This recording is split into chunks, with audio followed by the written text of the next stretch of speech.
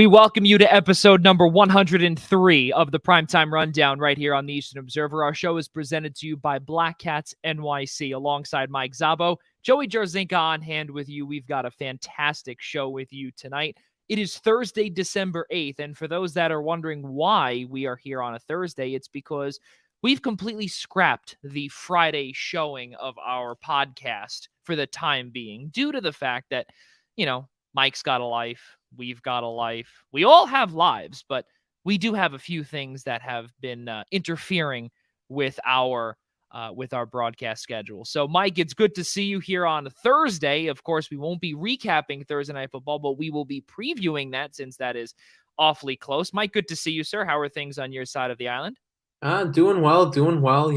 Finals are coming up. I'm finally getting finished with all the airplane, paper airplanes and finalizing all of that for at least another month. So there's good things going on. There you go. Very good. Yeah.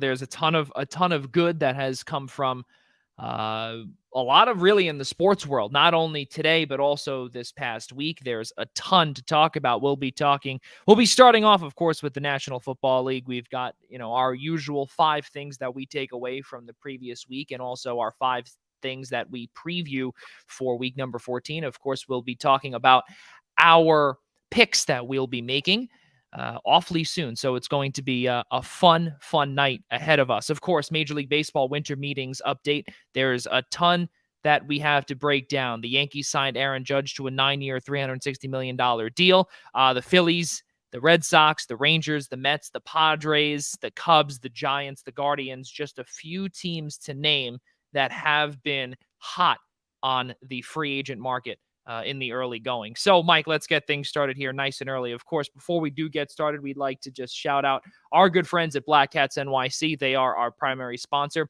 Please check out their newest hit single, Nothing's Gonna Stop Us, and you can download that on Apple Music, Spotify, YouTube, Pandora, and you can also hear it on every single platform that has music. So should be good there. Thank you to Andrew Giordano and for a fantastic new album that they will be coming out with awfully soon. But their single, Nothing's Gonna Stop Us, coming out or is out already. It could be played on all those platforms. So let's open this up here and let's start going into football, because there's a ton to digest and a ton to break down. Of course, Thursday Night Football, and I know our good friend Rob DeLuca is absolutely furious that we discuss Thursday Night Football in any capacity, because he just wants it gone.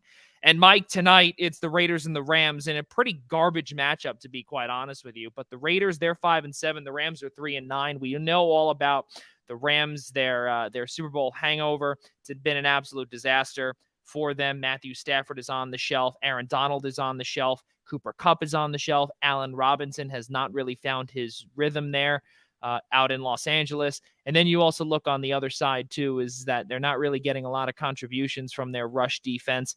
And it's really Aaron Donald or nothing. And I have a feeling that Josh Jacobs is going to absolutely feast all over the Rams. But, then you look on the home side of things and you say to yourself, well, who's the quarterback? It's John Wolford, but he's got a neck injury. So what did the Rams do? They went out and they claimed Baker Mayfield off of waivers, was just released on Monday from the Carolina Panthers. So a little bit of shakeup there in Carolina. They go with Sam Darnold, but here in Los Angeles, or rather there in Los Angeles, it's going to be Baker Mayfield, and it might just be the Baker show tonight.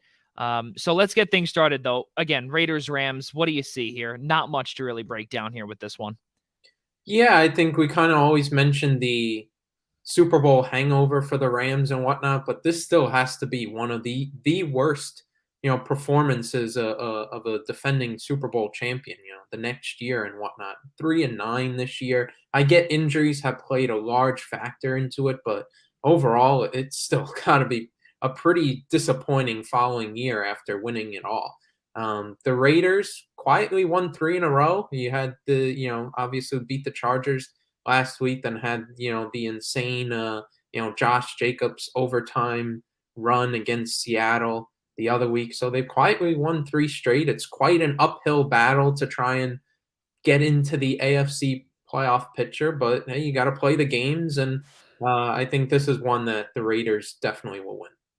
Yeah, I mean, and then again, you look at what has been going on with the Raiders. They're 5-7. They started off the season really poor, as Mike did bring up, that they've won three straight. And really, again, as Mike, you said it perfectly, is that it's been a quiet 3-game winning streak for them. And they've pretty much been on the back burner for a lot of these teams, especially in the AFC West too, because granted, they were, I will say this, I think they were written off. Probably about midway through the season. And since, where it's going to be week 14, there's only about a month left, or exactly a month left. Week 18 is 1 month from today, which is sickening. But they've been written off. And you look at the LA Chargers, you look at the Kansas City Chiefs, obviously, and then also the Denver Broncos, too. They were written off long, long ago. And the Raiders, I thought, were going to be the team that was in dead last, or that would finish dead last. And that's not the case. It's the Broncos that are going to finish dead last. And I think the Raiders, they're going to put the Rams to 3-10, and they're doing a nice job there for they're doing a service for the Detroit Lions. And keep in mind too, the Rams they traded away that first round draft pick for this year in that Matthew Stafford, Jared Goff deal. And that has to be kept in mind too. And Mike, I saw a lot on Twitter, and Twitter is a gauntlet for tons of information, tons of people's opinions, etc. And I saw something that was written by a few Detroit Lions beat writers and fans alike, that the trade worked out for Detroit and not so much for Los Angeles. Well, hate to tell you, but that's incorrect, because it worked out for both. Because Detroit is on the uphill, and LA, they already won the Super Bowl. So you already got your ring. Granted, you may want more, but Detroit kind of got what they needed also. They got a solid quarterback that can do solid work. And then they also got some first round choices too. So now they have their own, in addition to the Rams' very high. And again, I know in football they don't do unprotected picks, but this is an unprotected pick that the Rams, or rather the Lions, are going to be absolutely capitalizing from if they make their picks right. It's so crazy to see how far down the Rams have gone, Mike. And again, we brought up about Aaron Donald. He's out for a second straight week with an ankle injury. The Raiders, Rock Ya-Sin, the cornerback, out with a knee injury, his first time that he's out this season. It's really been tough. But especially with Baker Mayfield, there's really not much that you could do. And the crazy part too is that Van Jefferson is their number one wide receiver right now. That I find really crazy. It's really nuts to see how Van Jefferson, he was on the shelf for a lot of weeks in the beginning of the season. Tutu Atwell was someone that, you heard about in fantasy, say, all right, keep an eye out on him. He could be a threat down the stretch. And, in a deeper league, he could potentially be someone that is draft worthy, or, pick him up off of waivers, God forbid, of an injury. And now these two players are numbers 1 and 2 and could potentially be booming, if you will, since the Raiders secondary is not that great. But, I look at the Raiders, though. They've been finding some semblance, and they've been pretty much getting the training wheels off. They have some rhythm now, Mike. And I think that that's so good to see, with the Raiders having so many expectations coming in and simply not getting it done. And now with I want to say, I guess, the disemergence, if you will, or the downfall almost. I don't even know if disemergence is a word. I don't think it is, but the downfall of the LA Chargers is pretty much imminent. And they had such a tough time against the Raiders last week, and now they have Miami at home. Back-to-back home games. I don't know if they can get it done. I don't see them getting it done. Or rather, no, sorry, the Chargers were in Las Vegas, but they're back home. And we'll talk about that. But like I said, the Raiders just have too much offense and too much power, and now they're finally they're finally getting together when the Rams are just all over the place. Just for blank and giggles, Mike, you have a prediction for tonight with this contest, since it'll probably be a Raiders win, just a matter of what that score would be. Yeah, I would go Raiders win 23-13. Okay. Yeah, I would say I would probably go a little bit higher, just because of Josh Jacobs and how poor that run defense is for the Rams this season. It's been so bad that they can't stop the run. They can't stop the pass either. And they are in overall defense number 29. So the Raiders will win, but I'm going to go 27-14. 27-14 is my prediction with this game. It's so, like I said, and the big thing here is the rushing attack that the Raiders have, but they're two-dimensional because they also have Jacobs and Devontae Adams, right? Who's going to cover Devontae? Well, we know it's Jalen Ramsey, but who's going to pick up Mac Hollins on the other side? Who's going to, figure all that stuff out on the other side? Don't know how it's all going to play out. But then also, the Rams still have, if Baker can, figure things out, because probably that's what it's going to be. But, if they can get into the red zone, goal line rushes, Cam Akers will probably just run it in. And that's probably where the 2 touchdowns will come from. So since we've already gotten through that horrific game, of course, Mike, let's look back to week number 13, because week 13, obviously, there's so much to break down there from, but we will not break down all of it. There's just too much to discuss. Obviously, still week 14 is ahead of us in just a few, in about an hour and 10 minutes. Week 14 starts with that the Raiders and the Rams game. But looking back to week 13, Mike, a few things that you've taken from week 13 around the NFL that might be concerning, might possibly be a good thing for certain teams. What do you got? Oh yeah, so last week I think starting close to home would kind of be the first New York Giants tie since 1997. Of course, that tie came again against Washington, so you had the 2020 tie this weekend. And while there's a lot of goodwill about how the Giants have really overachieved expectations for this year and how they've generally played and whatnot, this was kind of a game where it kind of felt like it got away from you, especially how the second half was going. The momentum was definitely in the Giants' favor until that final drive, that big 4th down play and completion by the Commanders. And then I think Curtis Samuel getting the touchdown with like a minute left to send it to overtime and whatnot. So you felt like as a Giants fan, the game got a little bit away from you there. So a little bit of a negative note there. Another thing, of course, the return of Deshaun Watson to the Cleveland Browns, all the news, all the controversy around him and whatnot. He's back now. They won the first game, but I don't think you could really tell much about how he is, how his condition is in terms of playing and all that sort of stuff. We haven't seen him in so long, and that win was really built. They relied on the run. I think they would have done that either way, given it's Watson's first week back, but then it was also the Texans who, it's kind of become a meme of how much teams have decided to run against them because how bad the run defense has been this year there. Yeah.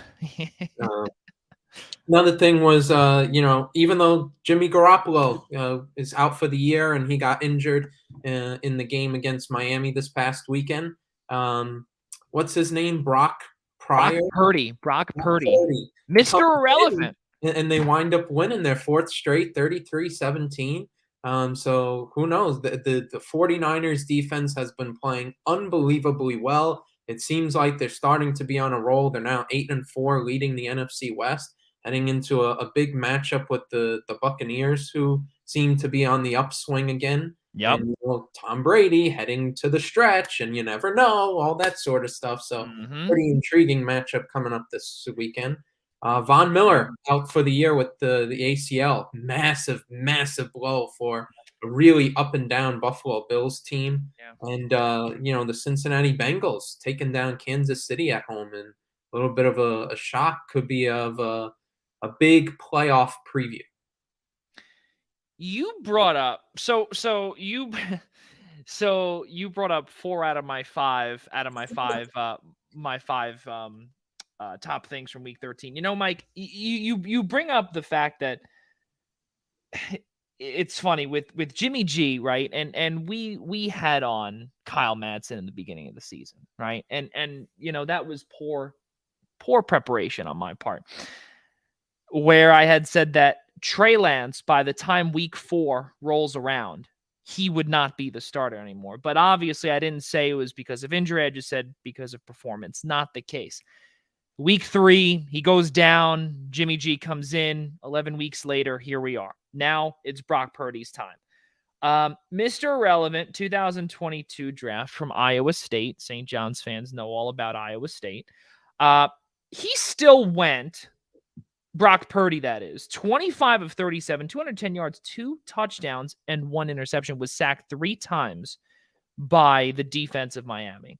Now, you look at what San Francisco has ahead, Mike, and this is a little scary, right? You bring up about Tampa Bay, who just had a phenomenal win, by the way. We'll get to that in a few short moments. Then you've got at Seattle. They take on Washington. They go to Las Vegas. And really, their only slam dunk right now of a win is when they host Arizona in week number 18. Things have gotten a little bit iffy out in the NFC West, because now without Jimmy G, it's awfully tough, because now you can't really gauge what this San Francisco offense is going to do. You know what their defense is going to do. They're lights out. But what can the offense do? Because you still have Christian McCaffrey. You still have Deebo Samuel that can be, very, very, very volatile in all facets of that offense. And we brought up how they still have Seattle, which is a crucial game in week number 15, where they go to Seattle. That could potentially decide who might have bragging rights in the NFC West. Because that game at Lumen Field is going to be one heck of a battle. They're one game in front. San Francisco is. They're 8-4. They've won 5 straight. Seattle is 7-5. They won their most recent game on Sunday. You brought up also about Cincinnati, right? You brought up about them. Listen, I'll be honest with you. I think Cincinnati is back, and they have now hit their stride. And people may not agree with me at all. I believe that they can compete. Keyword is compete with the Buffaloes and the Kansas Cities. They did it last year. They beat Kansas City 3 times this calendar year. 3 times. Mm-hmm. Now, Mike, we've said this in a ton of podcasts that we've done, in a ton of shows that we've done. How hard is it to take down a team 3 times? So hard. And they did it. Now, how hard is it to take down a team a 4th consecutive time? I don't know. I think that's even harder, obviously. But Cincinnati, listen, Joe Burrow, 25 of 31, 286 yards, 2 touchdowns. And I think the biggest momentum shift in favor of Cincinnati, Mike, was in the 2-minute drill, right? Or that's kind of the 2-minute drill, if you will, or in the final 3 minutes, right? Or 2.5 minutes, give or take, right? It was that 14-yard pass on 3rd and long to T. Higgins that solidified the game. Now you're going up against a Super Bowl contender, a perennial defense. I'll use that word lightly when it comes to Kansas City. But they have a tough defense. Mm-hmm. And a 14-yard dart on 3rd and long, when, you probably could have punted it away or whatever, but you went for that kill. You went for the kill shot, and they got it. They got it.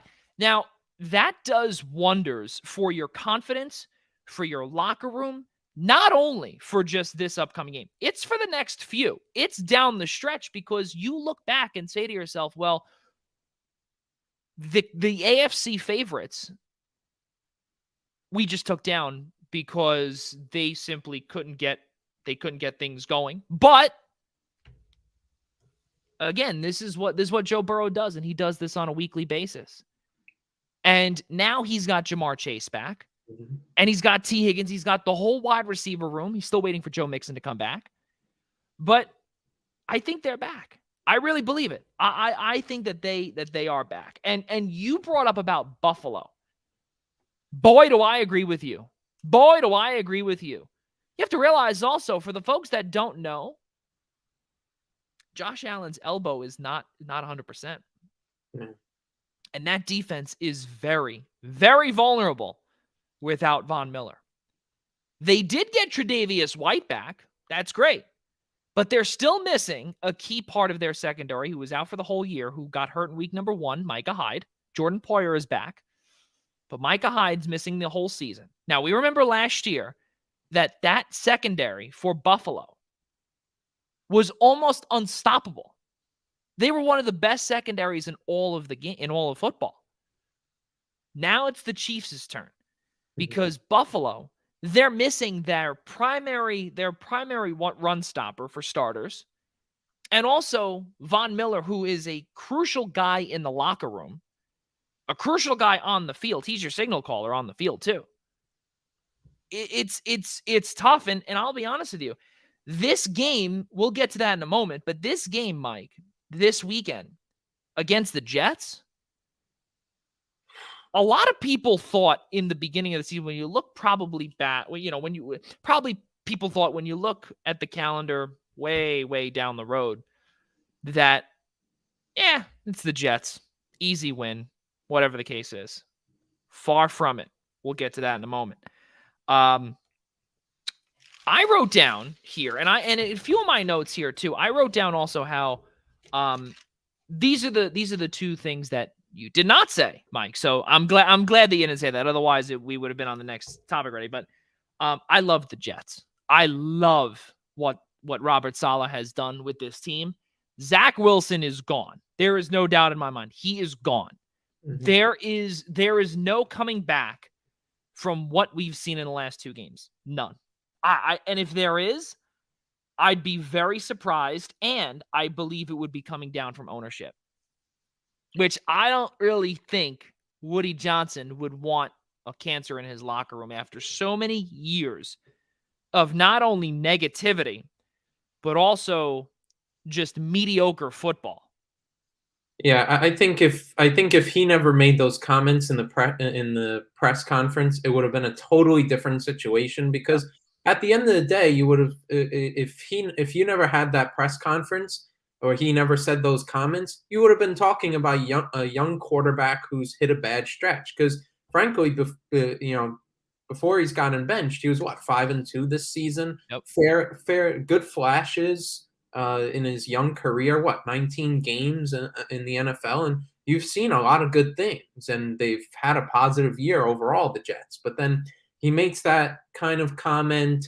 A lot of players seem to be, rubbed the wrong way really about him. And you can't have a lack of accountability at a position that really demands it. And so much in football is predicated around the leadership and the excellence of playing the quarterback and playing that position.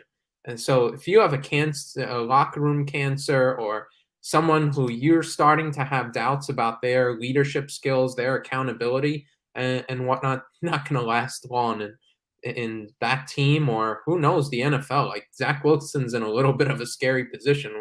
We mentioned this a couple weeks back, and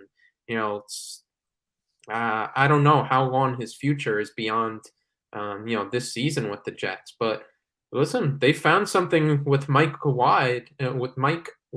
I started to combine Micah Hyde and Mike White there. Mike White, they found a little bit of something there. They've been fairly competitive. Obviously, the big win against Chicago, and then you had, even though they lost to Minnesota, they were competitive there. And other than whatever that game was in New England, where I don't know what Zach Wilson woke up with that day, but the throws he was missing. But yeah, I'm Yeah. completely with you there. I don't see him lasting too much longer. They also put on a show in Minnesota. They put on a show, Mike. They lost 27-22, but they made it a fun 27-22 loss. There was a time when the defense of the Jets was a laughingstock. And now the Jets defense is looking a lot like what Robert Saleh had transformed the San Francisco defense into. And oddly enough, there's one player that Robert Saleh has had a lot of history with that made a key tackle in that game. Quan Alexander, formerly with San Francisco, then with New Orleans, and then signed a deal to play with his old defensive coordinator with the Jets. Quan Alexander made a crucial third down stop that eventually forced the Vikings to punt the ball away. That gave the Jets one final signal of life.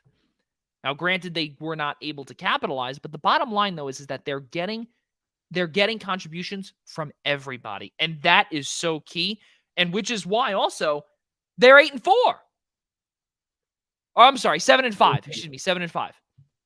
But that's the point.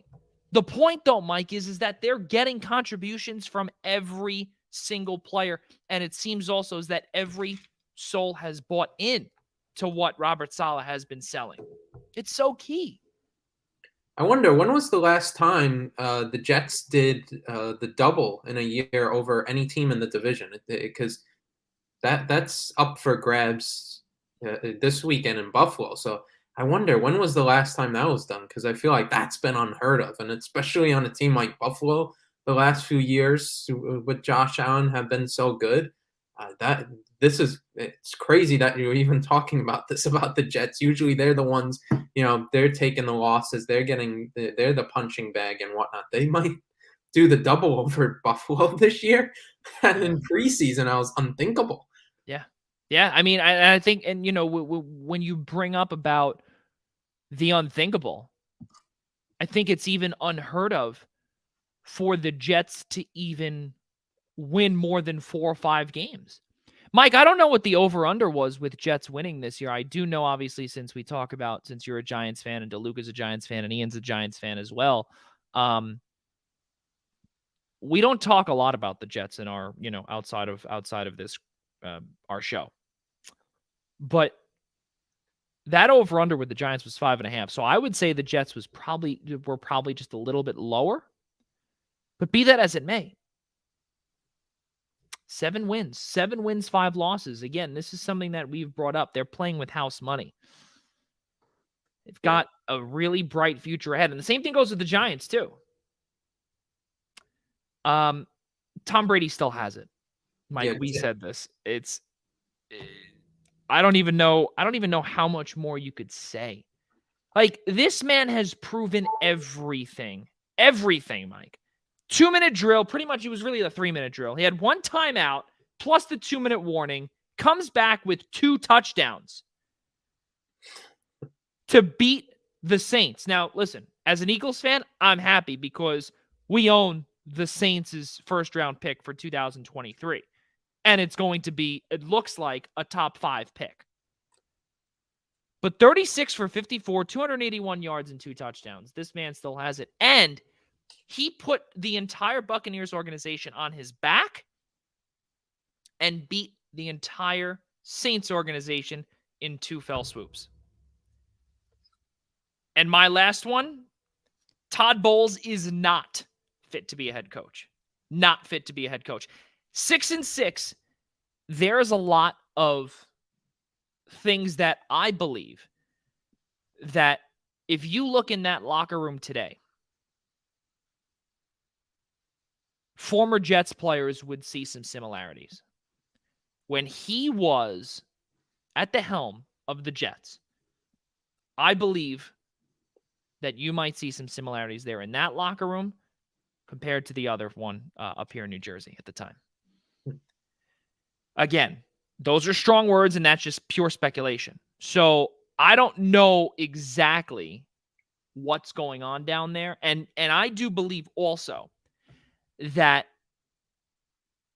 Tom Brady's divorce also had a little bit to do with it. There's no doubt about it. A little bit, right? But now this is the first time this season that you're seeing Tom do this. This is the first time that he took whatever, but it's also the way that the team performs too. And they haven't been performing well at all. At all. It's not ideal, but now we can look kind of into week 14. And I would say, Mike, my biggest one here is San Francisco and Tampa. Yeah. Because Tom is now going to San Francisco to play one of the toughest defenses in all of the NFC, or really all of the NFL. And he's going up against a team that has very high expectations and playoff hopes. But now they are down their 2 quarterbacks. Now it's Mr. Irrelevant. Is Mr. Irrelevant going to really take down the greatest of all time? It's possible. But that defense for San Francisco, Mike. It's going to be a really tight, low-scoring affair. Even though the Buccaneers have wound up winning a lot of the, 3 of their last 4 or something like that, they wind up winning. Not exactly convincing, and it's not exactly by high scores. So it's not like, oh my God, night and day, the Buccaneers offense is clicking left and right. No, that's not the case. They've been winning rock fights the last month. And that's going to be the same case this weekend. It's going to be another rock fight. Defense is going at it, probably like a 16-13 game or something like that. It's going to be a real struggle. But it's going to be really interesting because these are 2 teams, even though the Buccaneers are 6-6, they're at the top of their division. So they basically took a page out of last year's NFC East and have turned into it this year. The NFC South is just ridiculously bad. And then either way, they're 2 teams that are top of their division, trending in the right direction. What's going to give this weekend? It's, underdog, like you said, Mr. Irrelevant against the greatest of all time quarterback matchup. It's really interesting. So I think probably just to preview things, I'm going to go with the ballsy pick and that the 49ers might wind up winning. Not like I said, take the score that I threw out there, 16-13, something like that. Because that 49ers defense, they are rolling right now. They are doing so well. And while the Buccaneers have picked up wins, they haven't exactly convinced me of a lot of things offensively. Mm-hmm. Yeah, that's key. That is 100% key. But they are getting healthier. But that offensive line is struggling. Donovan Smith leads the way. The team's left tackle is leading the way in false start penalties throughout the entire league. Brutal. He's leading the way in penalties as an offensive lineman in the league. Especially this time of year, it's brutal. Yeah, real brutal. And they thought that they could get him under wraps. They simply can't do it. You're still seeing there are so many different plays that we got a chance to see on Monday Night Football where he nearly blew the team's chances of getting their win. But he eventually came back, thanks in whole to Tom Brady. Another week 14 5 things for me here. I really want to know how Deshaun Watson is going to play against a red-hot Cincinnati Bengals team. You look, Mike, and you say to yourself, from that game against Houston, right? He was very, very rusty. Now, again, he's human, did not play 700 plus days, right? So he was 12 for 22, 131 yards, 1 interception. It was the defense and the special teams that got it done for Cleveland. 21 of the team's 27 points came from either a fumble recovery, came from an interception, a pick six, or simply just a kickoff return for a touchdown. 21 points out of the team's 27 came from defense and special teams. The other 6, a pair of field goals. That was it. There was not much offense. You simply did not see it. 12 for 22, but again, they're trying to ease him back in. But if the defense did not come through and the special teams didn't come through, we'd be having a completely different conversation. And it's very hard to gauge, similar to the Brock Purdy situation, how Deshaun Watson is going to play against a rejuvenated Cincinnati Bengals defense. Trey Hendrickson, Von Bell, the list goes on over there. And they're playing in Cincinnati too. That's another thing too. They're playing in Cincinnati. Really difficult to see them getting a win. But again, this is pretty much a wash year for Cleveland. They need to wipe everything, put it underneath, and you're good. Detroit, Mike, I think they might play spoiler against Minnesota. Mm-hmm. I could see it.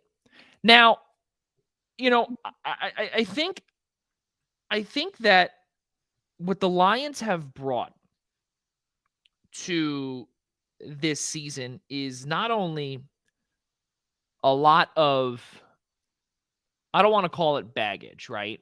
Because we know what they've had for so many years, which is terrible luck, brutal football play, brutal coaching, brutal playing, and they simply do not look like an NFL team. They look like an AFL team. The Lions now are 5-7. They just got back Jameson Williams, who, mind you, was used as a gunner last week on special teams. Now, before we move on here, I'll echo what Howie Long said. I'll echo what other folks have said throughout football. Why would you use a player, a young kid, mind you, and a rookie making his NFL debut? Why would you use him as a gunner on special teams when he just came back from a blown out ACL? Mm-hmm. Yeah. You're running your hardest. You're all over the place. You're pretty much a free runner the whole time. Wouldn't you use him in specific packages only? I mean, you have to ease him back in, but the Detroit Lions simply cannot get out of their own way. Granted, they are 5-7. Things are on the uphill swing for them. And I think also that this is a team playing inside Ford Field in that domed stadium that could potentially trap this Minnesota Vikings team. I mean, hey, listen, Minnesota almost lost to the New York freaking Jets inside their building. Why can't Detroit do it, Mike? Can they do it? What do you see with that? I'd like to hear your thoughts on this. Yeah, I totally agree. I think we've seen this year the Lions have the potential to put up a lot of points. They've been in some big time shootouts this year. They just put up 40 points this past week against Jacksonville. Yeah. So there's been flashes. They've looked really good. Jamal Williams has been fantastic with that rushing attack. Amon St. Brown, it's been clicking. Jared Goff has been a hit in Detroit. Like you said, they've been on an upward swing. We always know in the NFL, divisional games are always tough. They always sneak up on you sometimes. I could definitely see it. They could play spoiler.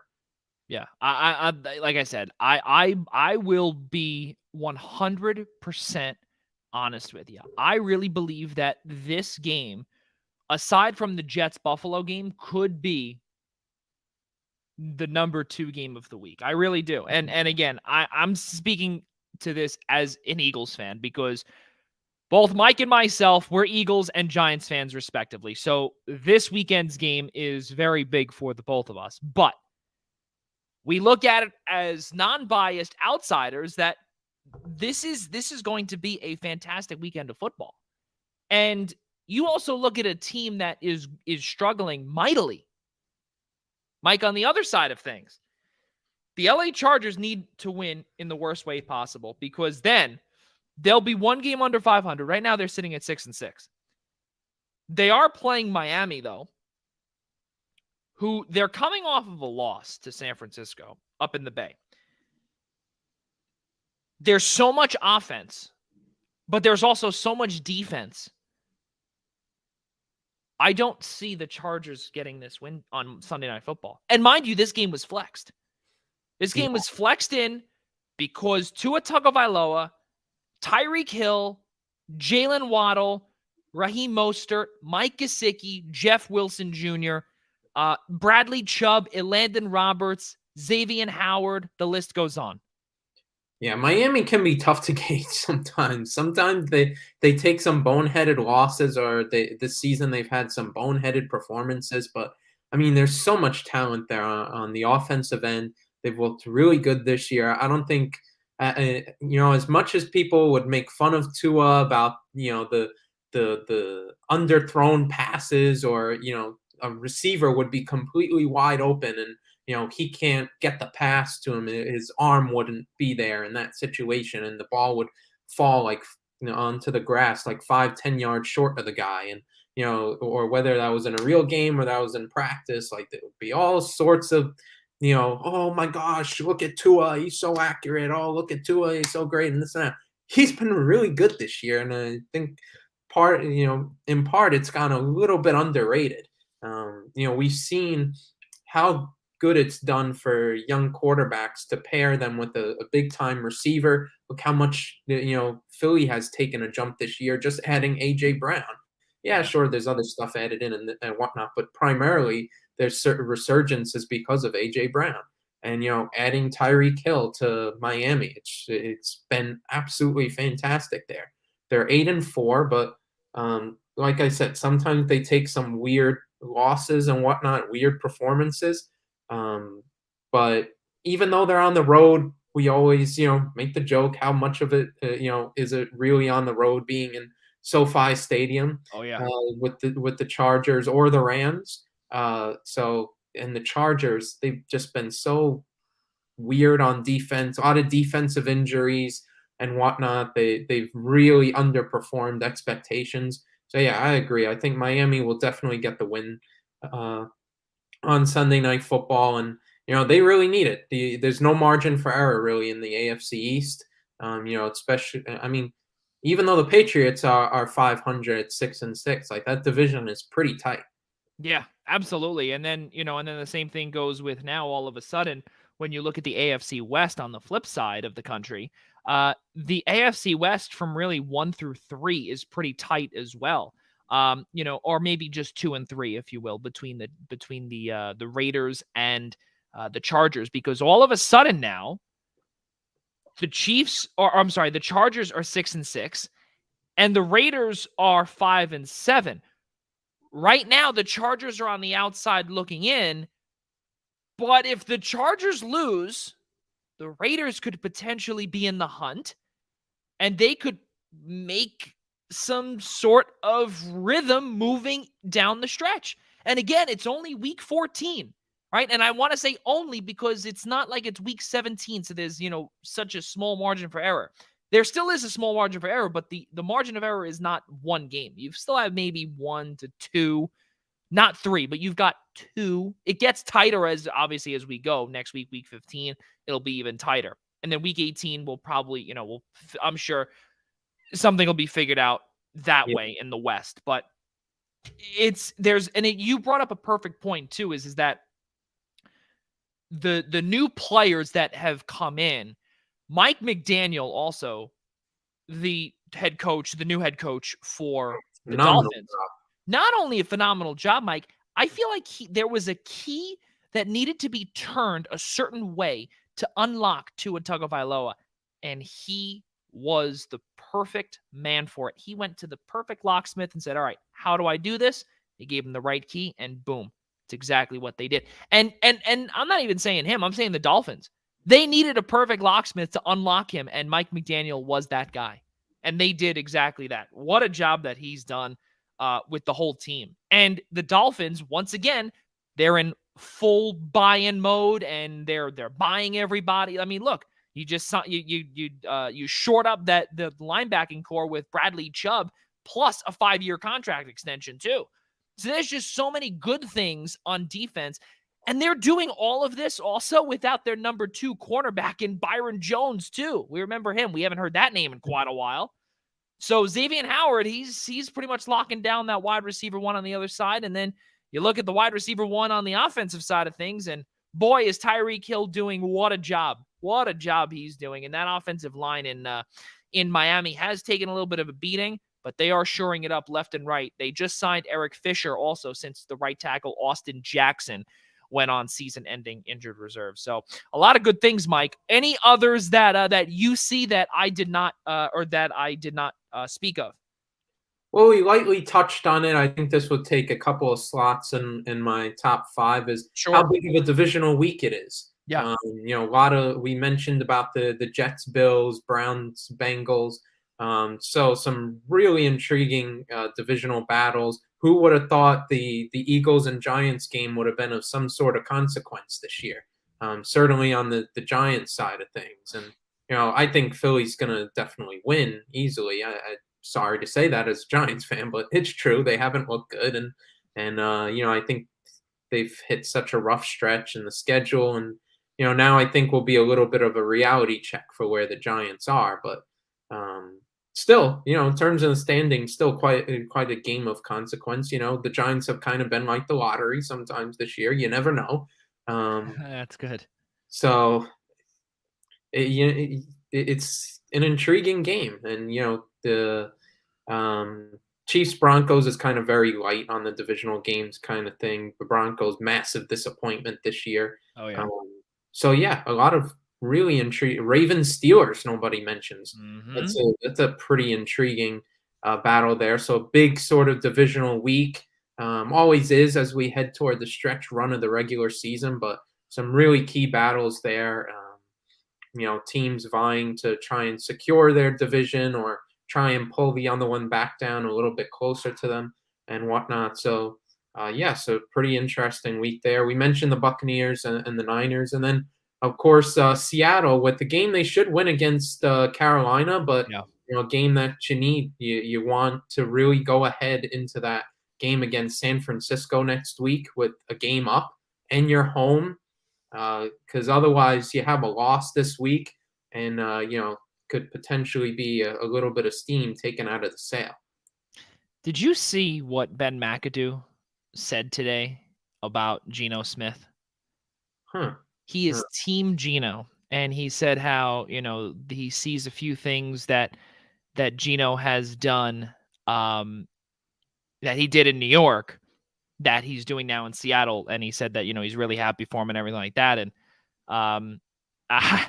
I completely forgot that Ben McAdoo was still in the league. He's the offensive coordinator for the Carolina Panthers. So I didn't believe that. I didn't even realize that he was still in football. I really didn't. And I know Giants fans never want to hear that name ever again. But I mean, hey, listen, he was the one that ended the run for Eli Manning, right? Yeah. Right. Yes, absolutely. You see, know how to get under a Giants fan's skin. Always bring up Ben McAdoo alongside Eli Manning. That is how you do it. So let's finish off our football segment, Mike, because of course we get to the segment where everyone wants to know about not only how we did, but also our upcoming picks for week number 14. So let us take a peek and look back to week number 13. So it was a perfect week with the exception of our good friend Evan Winter from We Are A to Z Sports, or A to Z Sports rather. He decided to potentially go with the upset with Houston over Cleveland. Everyone else decided to play safe. I mean, the Essential Wrestling Podcast squad, though, Mike, they went all in and put every single chip that they had on the poker table on the Dallas Cowboys. It eventually worked out, obviously. In the second half, it was 33 points in the second half alone. But What a week. What a week that was. And now the primetime rundown is that crew, Larry, LP, DeLuca, Ian, you, Evan, and Casey are 51-27 and ahead of the Essential Wrestling Podcast group, 47-31, up by 4 games. So, as you can see, LP and DeLuca are carrying you guys, but Mike and Evan are in 4th, so 7-6, but we'll have to see. Does Mike go over two games? Does he go 2 games over 500 with his week 14 pick? Who is that pick going to be, Mike? So I've been tossing between a couple. I know we joked off air. I almost wind up double picking again. So I wind up checking my picks before the show and whatnot. I keep on triple checking as we go through this show. That's right. To make sure I don't double pick again, because that would be really bad. I'll get reamed by DeLuca most out of anybody. That's correct. So I'll just be haunted in my sleep and having the voice of DeLuca in all caps. What are you doing? So tossing between a few. As much as they've looked very uneven this season, they seem to always dominate their division pretty well. I'm taking the Tennessee Titans over the Jacksonville Jaguars. Well, I will tell you this much, and you can take a peek on what I've got. I've got the Tennessee Titans as well. And again, for those that don't know also, me and Mike are on 2 separate teams. So for those that might say, or as Rob DeLuca would say, collusion, that is not the case here. So Tennessee Titans, that's who I've got left. And it's getting harder and harder as we go along. And for those folks that know survivor pools, it gets harder and harder as you go along. And especially in the final few weeks of the season, it gets even harder, especially when you have certain notes and certain, potential, all right, well, this team's going to be terrible the whole year. Let's choose them. But we already chose them in week 1. So Tennessee over Jacksonville. Keep in mind also, Mike, you brought it up too. They've been very uneven. They've been uneasy as well. Traylon Burks got hurt against the Eagles in a very dirty hit against Marcus Epps back on Sunday. And I really believe that they will bounce back. Tennessee should win easily in that contest against Jacksonville.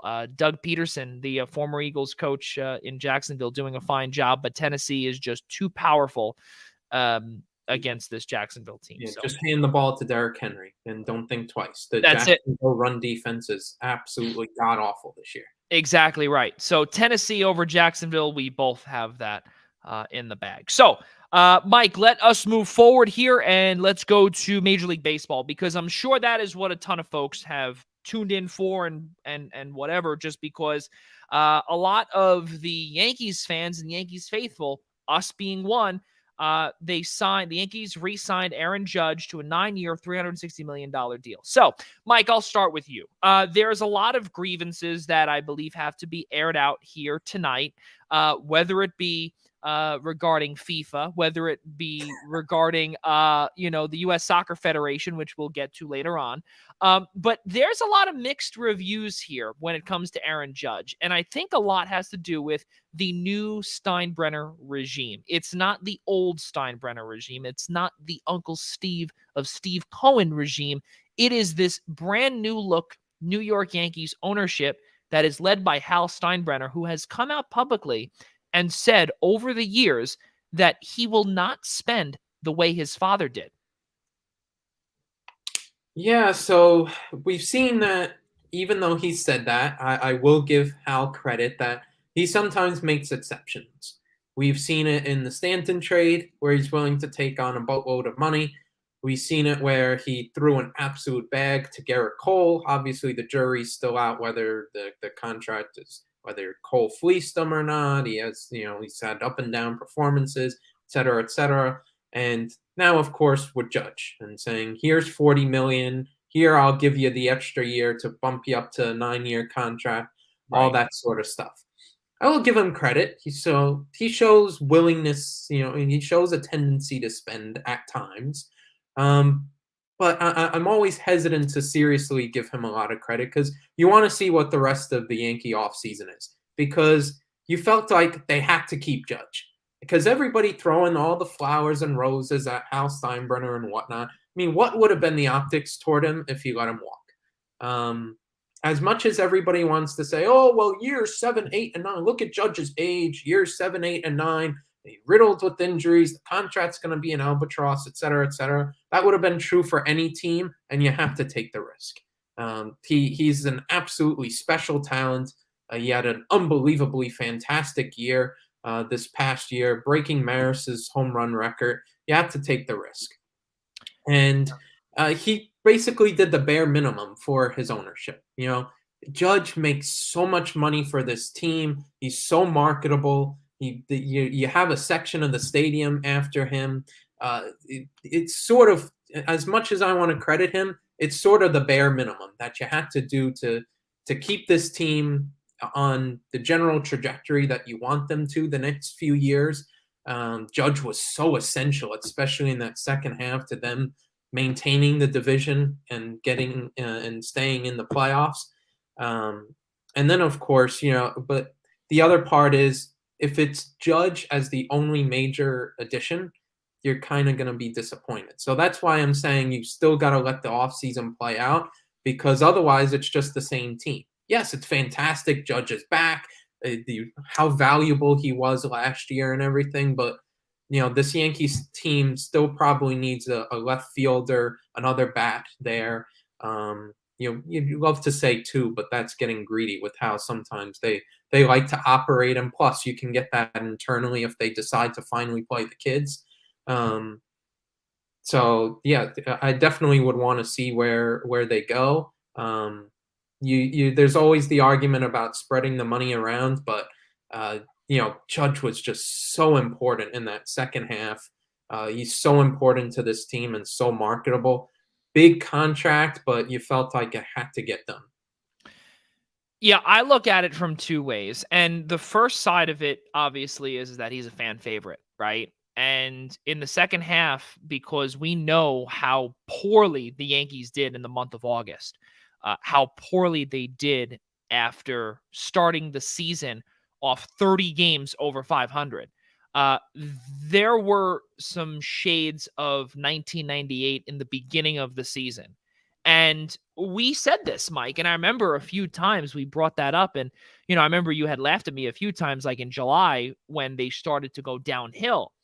But in the beginning, we were discussing it. We were saying, if this team stays on that path and on the road before the train kind of, went off the tracks badly, there were some solid, positive thoughts of, this team could just run away with it. Not the case. The tracks broke off. The train drove off the tracks and went into the mountains and absolutely crashed. And then they had to put it back together and then move forward. That's what they had to do. They did it. They got things together again in late September. And Aaron Judge was a big reason why. But when you look at the other side of things and you say to yourself, well, there's still Josh Donaldson, there's still Gleyber Torres, there's still Isaiah Kiner-Falefa. You still have a lot of issues. Oh, I'm sorry. I also forgot to add Aaron Hicks, too.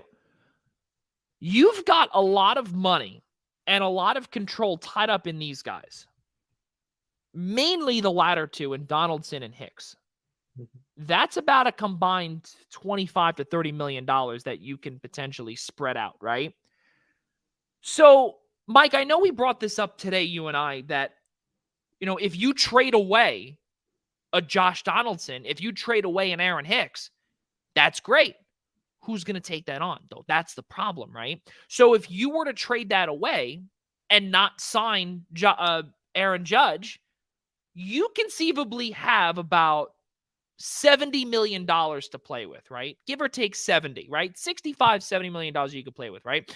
So you can go after a Trey Turner. You could have gone after a Trey Turner and you could have potentially traded for a Brian Reynolds.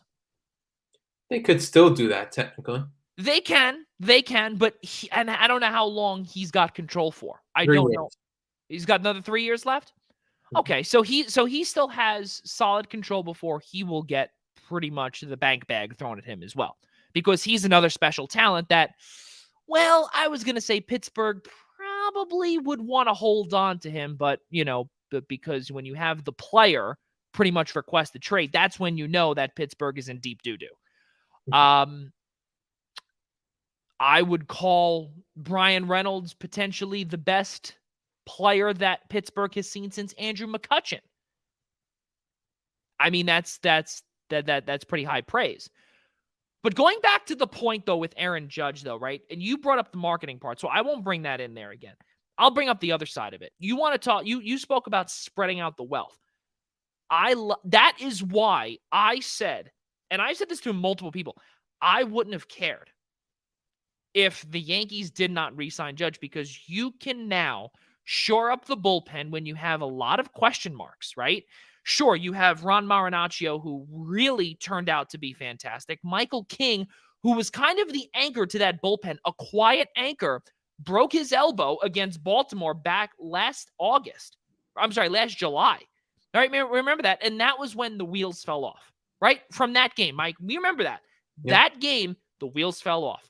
Zach Britton, I don't think he was really a factor. You can't really include him in there. Aroldis Chapman, not really a factor down the stretch. Can't really include him. I don't even want to hear those names again. But hold on, though. But see, that thing, though, right, is that Aroldis Chapman, though, for most of the season, he was on the roster. So you have to now replace him there, too, right? Clay Holmes, right? Question mark, because, yeah, was he a flash in the pan? Was he a one-year wonder? Now, we don't know. Now, you brought up off camera about how pitching coach Matt Blake, there should be really no problem with that, right? But they signed again Tommy Kahnle, who was a fantastic addition a couple of years ago when they traded for him from Chicago. He was good. Now they bring him back after Tommy John surgery, so that's a nice thing. Again, question marks in the bullpen. How does it happen? And how do these pitchers play out in really year number 2 when there's a lot of question marks, when you need someone that could potentially be that anchor when Michael King is probably going to be out for much of 2023, if not all of it? That's the thing that scares me, Mike. And, one more thing, because I want to get your counter, is that the left fielder, right? We saw what Oswaldo Cabrera did. You put him in. He is the Ben Zobrist of this team. Put him in left field. You could even put him into right field, whatever. You also used Giancarlo Stanton and used him as the everyday left fielder and put Oswaldo Cabrera in right. Whatever it was. So I get the marketing aspect, but I also look and say to myself, well, this is not a George Steinbrenner run team. This is his kids' team that doesn't want to spend to the top and go to the third tier of the luxury tax like how Steve Cohen is doing over the Throgs Neck Bridge. Mike, your counter. I think here's part of it. In terms of the spending, let's go on that first. And like I was talking about with the exceptions that Hal gives, I think there's starting to be a loosening, right? They had a pretty high payroll last year. Yeah, I think they may make some subtractions and whatnot, but I still think their final payroll is going to be pretty high than compared to what we've seen in some recent years, or some tendencies of them wanting to keep on going back and forth underneath the luxury tax and whatnot. So I think they may be pressing a little bit more, or that seems to be the conversation than years past, maybe being more reserved and things like that. Here's my thing about spreading the money around. The start of the offseason, they always made the demand, and you wouldn't have wanted them to say anything else, that Judge was a priority. Re-signing Judge was a priority. And you saw the timeline of how things were going. The decision was made and whatnot, they wouldn't have been. You would be in the position where he would have gone. Let's say he would have gone to San Francisco or San Diego and whatnot. What would they have done? Trey Turner had been signed. Um, you know, Bogarts, by the time he got signed after Judge, but obviously the wheels were way in motion. Whenever that was coming in last night or something like that. The backups, the backup options were all getting signed away. And I doubt the Yankees would have just, a guy who had just won, the MVP, 62 home runs, had been so vital that they were just going to leave him on red most of the offseason. And just, oh, okay, see you later. That was never going to happen. So as much as there's the spread the money around argument and all that sort of stuff, they clearly made him a priority from the get-go, and the backup options went away sort of quickly. So if they would have went that approach, they would be standing here today in a much, much, much precarious position. And yeah, they would have a lot of money to spend on things, but what are you looking at? Okay, $15 million for an Andrew Benintendi.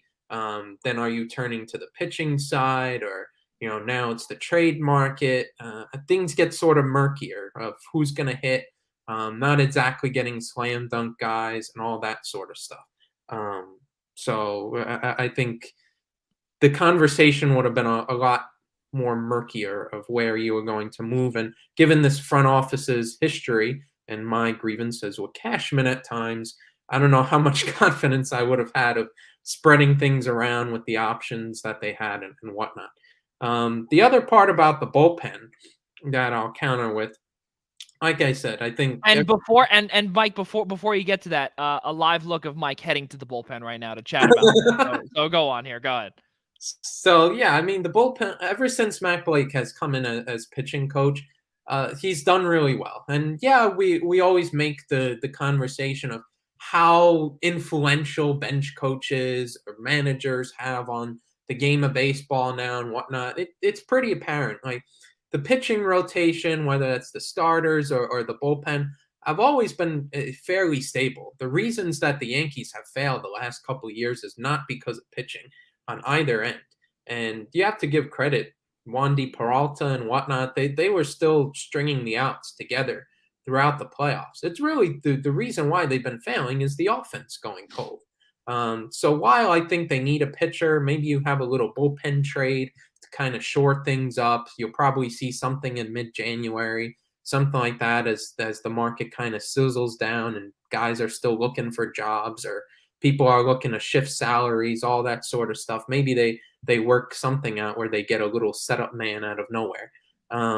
Like a Clay Holmes from Pittsburgh. Something like that. It's always there's always stable returns. And I think here's the thing. I think the biggest question is what their closer is. If you have to put a question on the bullpen. They have a lot of collection of good relievers, good setup men and whatnot, but who's really going to step into that closer role? I like Jonathan Loaizinga there. I think it flew really under the radar how good he was after he came back from injury to end off the year. I forget what the numbers were, but I can't remember him having really that bad of a performance from August down into the end of the year. I don't think there was a situation where he did that badly. Wandy Peralta was fantastic. And I think Holmes, as much as he fell apart in the second half, wasn't as good of a closer as he was absolutely lights out in the first. His role is probably being his best being an eighth inning setup role. So I think if you have Holmes as the eighth inning guy, Loaizinga as the, hey, we need 4 outs out of you, or just be the closer. I think it's maybe a year behind schedule, but I think we finally see him move into that sort of role. And I think they figure out a way to piece it. There are a lot of names and whatnot that are there. So I think there's depth in terms of the amount of arms that they could throw out there, the amount of options if everybody stays healthy. And I think they'll wind up piecing it together. That's on the lower totem pole of my concerns. The Yankees have always been strong with building bullpen pieces. It's like a factory line. They wind up putting that together. The concern really, Jamison Tyone has left. They need a Yeah. starter as badly as they need another offensive back to go along with the re-signing of Judge.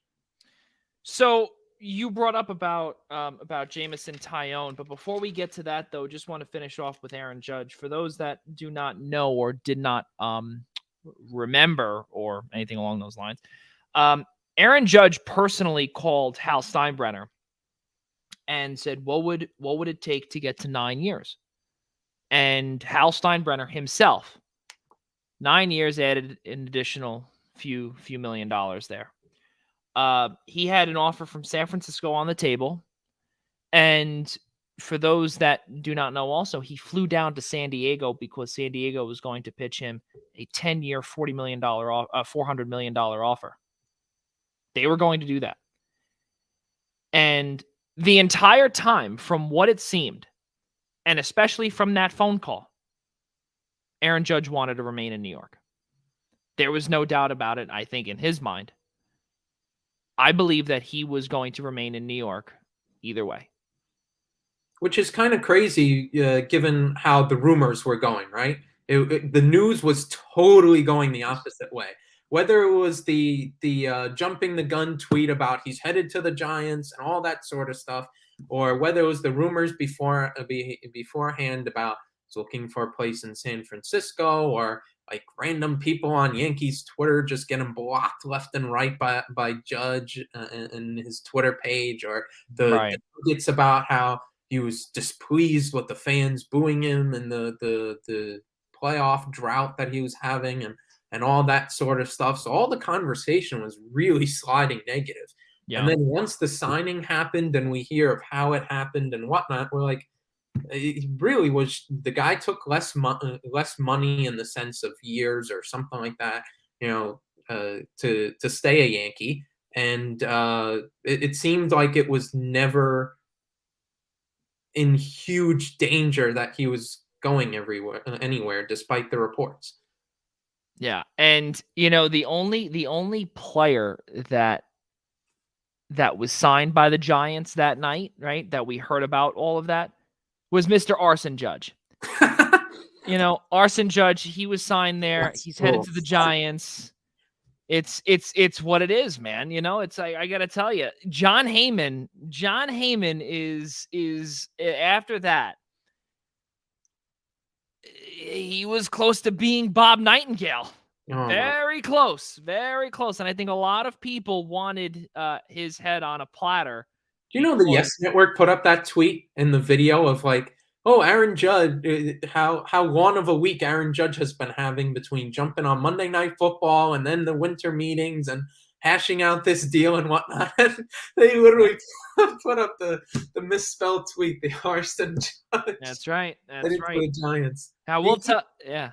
Even though the spelling error was fixed, even though obviously the general message of the tweet wind up being wrong, still everybody will never forget the legend that was Arson Judge. Oh, of course, that is something that will never ever go away. That's for sure. So let's look around Major League Baseball. There's so many signings that occurred, and obviously it was not Aaron Judge's deal that sparked all of these signings, Mike.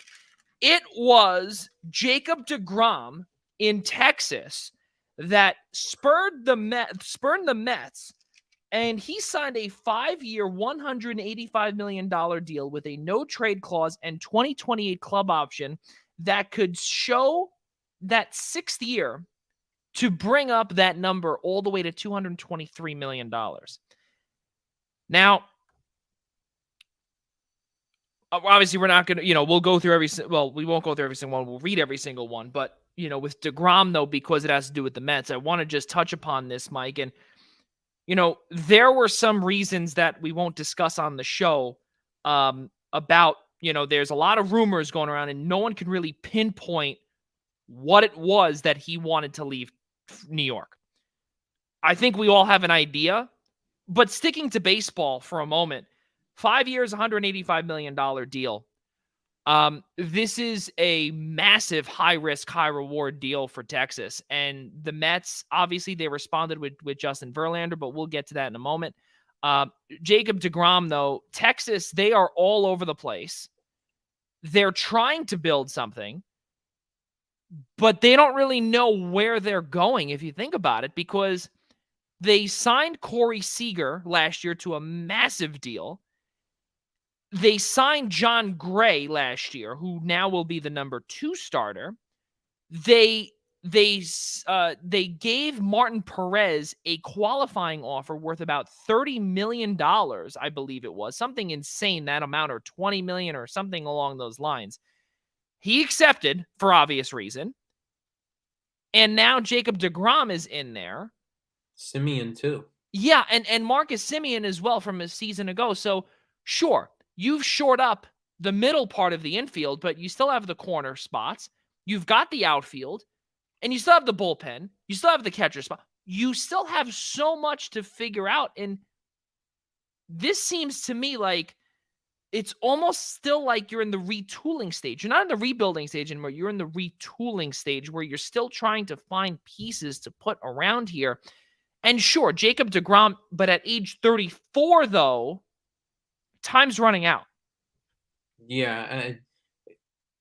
The way I think about this is just on the high risk, high reward end. First off, that's my first reaction.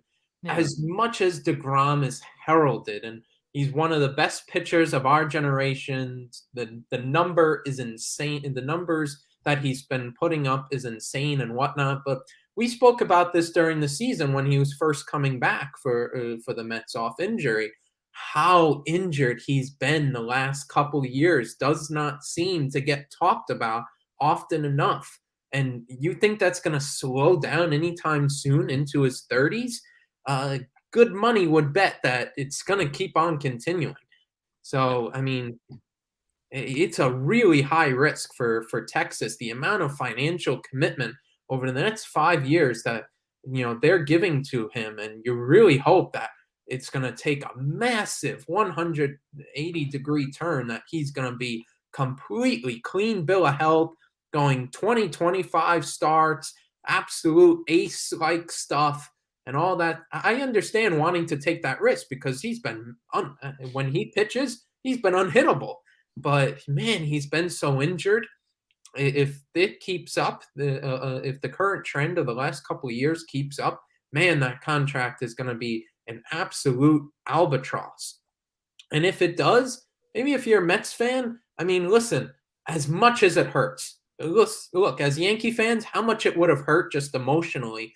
Forget about taking the logic of the numbers and everything. God forbid Judge had left, how much it would have hurt just emotionally. You've been attached to him the last couple of years, all that sort of stuff. So imagine for Met fans, you lost deGrom, who for a large part felt like the heart and soul of the fan base. How good he was as a pitcher for them, and all that sort of stuff.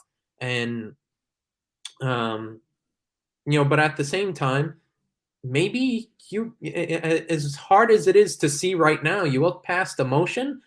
Maybe you get away with one and don't have to deal with an absolute albatross of a contract and a great star pitcher late into his 30s who can't see the field at all.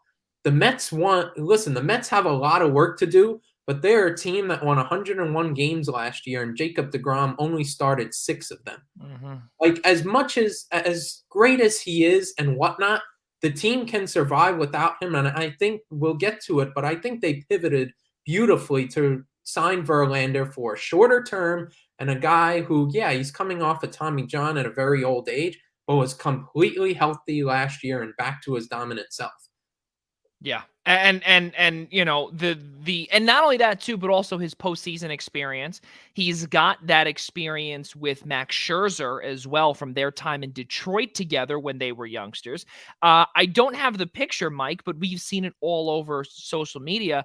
Back in 2013, when both Verlander and Scherzer were with Detroit, they both made the All-Star game in Queens. that was the big picture going around as well for a lot of the time. But yeah, you hit the nail right on the head, I think, there with DeGrom. High risk, high reward. There's a lot of things going around there. We don't know what their direction is as well. And granted, yes, obviously everyone's direction is the World Series, but in what window, what time frame, and that's, I think, the big thing too. Mike, you want to go ahead?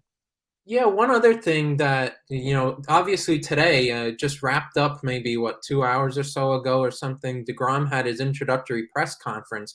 I thought it was very interesting the way, describing his move and this and that, I guess sort of what he's willing to reveal or things like that. Yeah. Well, the vision that he was sold on the Texas Rangers and winning the World Series and all that, I was just like, what?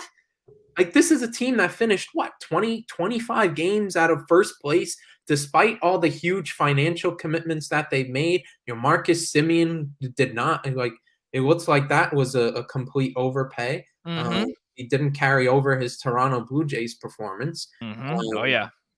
Seager was good, but, he, at one point, he's in the home run derby, all-star game, and, the rest of the team around him wasn't that great, all that sort of stuff. So it's a team that needs a lot of work. You're telling me about a vision for a World Series? Let's walk before we run. Yeah. And you could argue that the Mets are a lot closer to the World Series than the Texas Rangers are, even though they were a disappointing first round exit. So that answer, just that little quote, really scratched my head, because the language coming from DeGrom the entire lead up to the offseason was looking to remain a Met. We'll see what happens, all that sort of stuff. And I mean, kind of quick. See you later, New York. Don't worry about my Hall of Fame career, and you would have had a surefire retirement of my jersey. That's okay. I'll just go back home and play for a team that, absolutely was out of it in early July. Yeah. And, looking back to some of the quotes that he said in his introductory press conference this afternoon, Mike, we were in contact with the Mets, end quote. New quote, the Rangers did a great job with constant communication and making me feel like they really wanted me here, end quote. Now, we know, obviously, that Steve Cohen has a lot of George Steinbrenner tendencies because he's got the money for it, for starters. His general manager, Billy Epler, went out, and I would assume, if, let's be honest here, Steve Cohen said, offer what do you got to do? Do what you got to do. Do what you got to do. Keep it, whatever. Do what you got to do to replace him. No lost feeling, no hard feelings. Yeah. We keep moving forward. Do you feel at all that the Mets really downgraded at all after they signed Justin Verlander to a 2-year, $86.6 million deal with an option for year number 3 worth $35 million?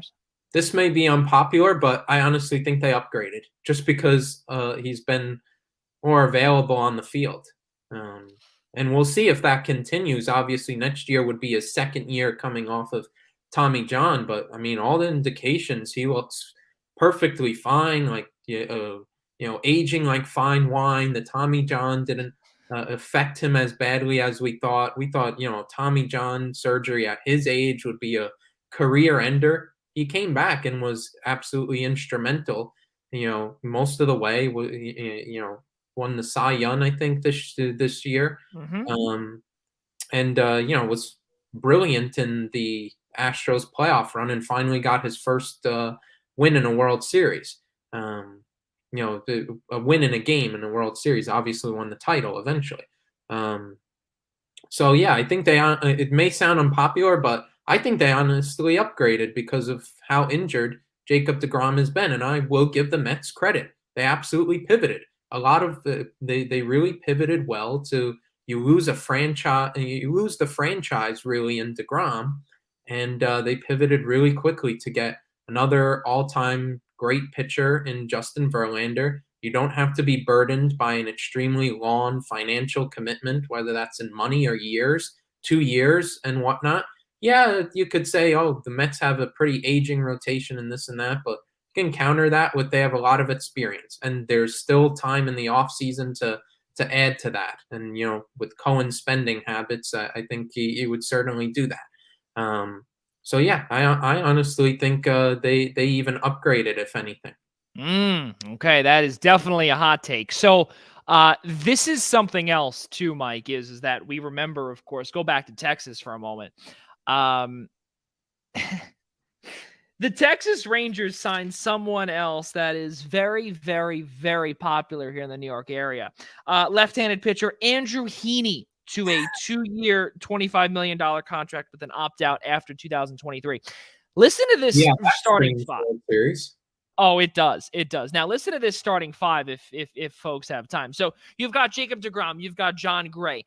The Rangers traded for the Braves right-handed pitcher Jake Odorizzi. Martin Perez also opted into that qualifying offer. And then Andrew Heaney is your number 5. Mike, do you like that at all after going 68 and 94 a season ago? Again, it's really predicated on health. Yeah. So if it's healthy, that's a pretty solid rotation. It's not as terrible where it's where everybody's gonna meme about them and this and that and all that sort of stuff. But I mean, if everybody, it could turn really ugly. Again, it could be a situation. DeGrom's really injured again. He gets injured in spring training, things like that. Isn't available for most of the year, and they're having to piece it together, all that sort of stuff. So if everybody's healthy, it could go pretty well. Let's not forget Martin Perez was pretty damn good last year. He Um, was. He and was. I think I don't know how far he is away, but there's always been illusions that Jack Leiter might be a fast riser, and he might be waiting in the wings. So who knows if he would be a difference maker later on in the year. So yeah, I think if a lot's predicated on health, but if health is good, it could be a pretty solid 5. So we look at the other signings, major signings around Major League Baseball, Mike. Los Angeles, the Dodgers signed Clayton Kershaw to a 1-year, $20 million deal. Philadelphia signed Taijuan Walker. We will have a specific segment for Philadelphia in a few short moments. Philadelphia signed Taijuan Walker to a 4-year, $72 million deal. Hilarious. So you've got that one there. Cleveland, the Guardians, they signed first baseman Josh Bell to a 2-year, $33 million deal, opt out after 2023. I know you are a fan of that deal. We brought up how the Yankees signed Tommy Kahnle to that 2-year, $11.5 million deal. Texas, we brought up about Andrew Heaney. The Cubs, they signed Cody Bellinger to a 1-year, $17.5 million prove-it contract with a mutual option for 2024. The Cubs, you brought up, Mike, about Jameson Taillon, a 4-year, $68 million deal. He finally gets the cash that he deserves after having so many injury issues out in Pittsburgh. And obviously, the Yankees traded for him to pretty much get the most out of him, and high risk or I guess low risk, high reward, if you will, since you didn't really trade much for him, but here. This is, I would call it medium risk, high reward if Jameson Taillon can kind of pair up with Marcus Stroman if he can get out of his own way. Stroman, that is. San Francisco, they signed Mitch Haniger to a 3-year, $45.5 million deal with an opt-out after 2024. And for those that also do not know, Mike, I'm sure you've heard this too. San Francisco, they were looking for both Haniger and Judge. So this was still a part of their trajectory anyway. They were going to sign Haniger either way, and they were still looking to add on Judge in addition to Haniger. So they got him there. St. Louis, they replaced Yadier Molina with Wilson Contreras to a 5-year, $87.5 million deal. A lot of question marks on that one, especially where his defense has been a little porous. But we'll have to wait and see there if, again, a lot, very, very, very deep shoes to fill. Contreras with Yadier Molina for so many years. Boston signed Kenley Jansen to a 2-year deal worth $32 million. The Mets, they got another starter. They signed left-handed pitcher Jose Quintana to a 2-year, $26 million deal. Pirates legend Jose Quintana, that is. And then also Boston. Now, for those that do not know this name, you're definitely going to be getting to know this name. They signed outfielder Masataka Yoshida to a 5-year, $90 million deal. Now, for those that don't know, 7 years in the NPB, 326 batting average, 135 home runs, 474 ribbies. He's 29 years old. He's got a slugging percentage in the last 7 years rather, of a 538, a 419 on base percentage, and 900 total hits. Also, Boston had paid the posting fee of $15.375 million to the Japanese league. And then also just this morning, we found out and we woke up to the news, Mike, that San Diego signed shortstop Xander Bogaerts to an 11-year, $280 million deal. And we know that John Heyman, John Morosi, Ken Rosenthal, a lot of these guys, they were talking about how the shortstop and Boston, the talks were heating up and things were moving quick. Not the case. He spurned Boston out in San Diego. It's a big deal. And then also we brought up about Judge. Philadelphia, they also signed Trey Turner to that 11-year, $300 million deal to take over at shortstop. Mike, out of all those deals, aside from Aaron Judge and aside from the ones that we spoke about, is there a specific one that you like or potentially don't like? I don't like the Taiwan Walker deal. Mm-hmm. I mean, I don't think anyone does. In terms of the money, I think it fills out their rotation solidly if we want to talk about on paper and all that sort of stuff. But I mean, if you're every other GM, you're like, oh my God, what did you do, Dave Dombrowski? Just absolutely broke the market. What's that come out to? Nearly 20 million a year on an annual value or something like that. I stink at math.